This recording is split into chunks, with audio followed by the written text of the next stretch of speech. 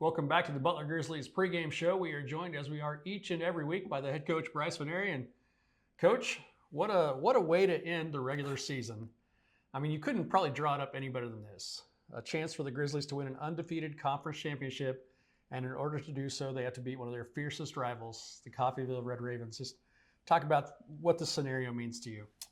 I mean, obviously our chances and everything to win goal number one and be the champions of this conference is awesome. And then you tie in the fact that we were supposed to play Coffeyville 2 months ago and it got postponed. And, you know, after the game, their AD, Brice and I were talking, he's like, wouldn't it be great if it came down to this and this and this?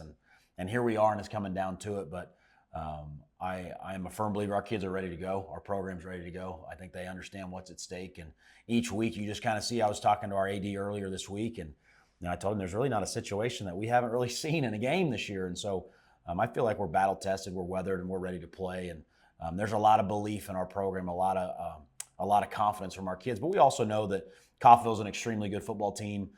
They're playing at a high level. They've also been able to win some close games. And so we got to go out. We got to put together 60 minutes of football and try and win this thing.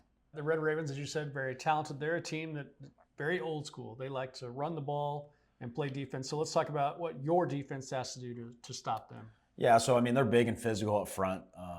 That hasn't changed from years past. They have thrown in a lot more tempo stuff and a lot more RPO stuff to try and get a guy out of place here and there. But I think they want to lean on handing the ball to their, as we're calling it, a three-headed monster, their tailbacks.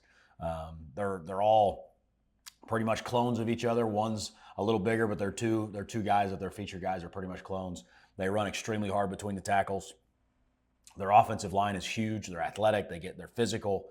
And so the task for our defense is obviously to stop the run early, force them to throw the ball, and then we can hopefully mix up coverages and force them into bad situations. And then our offense, looking at their defense, Coach Dobler's still been there. I think this is his 4th or 5th year there. So their defense is very similar to what we've seen out of them. They play extremely hard. They have every year that we played them. Our ability to be really successful on first down is what's going to help in this game.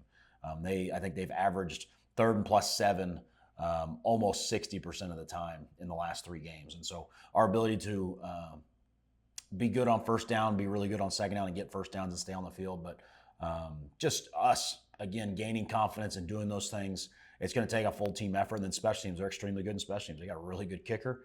They're going to be able to flip the field. And so we've got to be special, and we got to understand all those certain situations that are going to show up in this game. We just got to be ready for them. Very fortunate to have a backup quarterback like Jason Zardavets for the 3rd time this season.